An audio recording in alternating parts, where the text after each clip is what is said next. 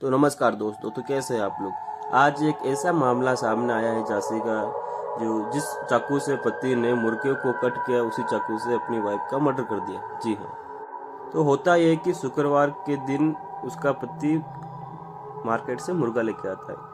मुर्गा लेके आके वो बनाता है और अपने पूरे परिवार को 5 बच्चे और उसकी वाइफ को खिलाता है। साथ ही 35 साल की रेखा रायकवार बिजोलिया में अपने पति संजीव रायकवार के और 5 बच्चे के साथ रहती थी, जिसका मर्डर हुआ है। जी हाँ। उसकी बहन की शादी 12 साल हो गए थे। संजीव कोई काम नहीं करता था, जिसका हस्बैंड था जिसने मर्डर किया था वो शराब पीने का आदी था। शुक्रवार को संजीव ने चिकन बनाया, उसमें कुछ नशीला पदार्थ मिलाकर रेखा और 5 बच्चों को खिला दिया। कुछ देर बाद बेहोश हो गए सब लोग। उसके बाद संजीव ने जिस चाकू से मुर्गा कट किया था उसी से अपने पति के पेट में गोद दिया। इसके बाद में संजीव मौके से वहां पर फरार हो गया। रेखा के घर के पास उसकी बुआ अनीता रहती थी।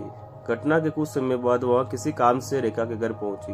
वहां उसने देखा कि रेखा खून से लथपथ जमीन पर पड़ी हुई थी। वह अन्य लोगों की मदद से अनपन में झांसी के मेडिकल कॉलेज में ले गए, मगर वहां शनिवार को रेखा की उपचार के दौरान मौत हो गई।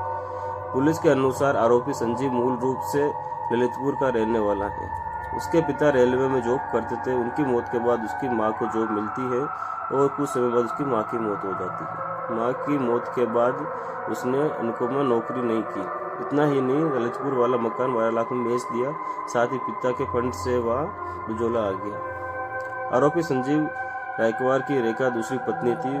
उसकी पहली पत्नी लक्ष्मी की करीब 13 साल पहले मौत हो चुकी थी। लक्ष्मी की मौत के बाद उसने रेखा से शादी की और मृतका रेखा के भाई धर्मेंद्र ने बताया कि शुक्रवार को ही उसकी घर में एक बहन की शादी थी। रेखा को शादी में मायके आना था, लेकिन संजीव ने मना किया कि तुम शादी में नहीं जाओगी। रेखा ने जिद पकड़ रखी थी कि मैं आऊंगी और धर्मेंद्र को फोन करके बोला कि मैं पहुंच जाऊंगी टाइम पर। बुजोली चौकी प्रवृत्ति में बताया कि पारिवारिक जांच के सामने आया कि आरोपी संजीव के भाई की कुछ समय पहले मौत हो गई। उसके बाद संजीव और उसकी भाभी के अवैध संबंध थे।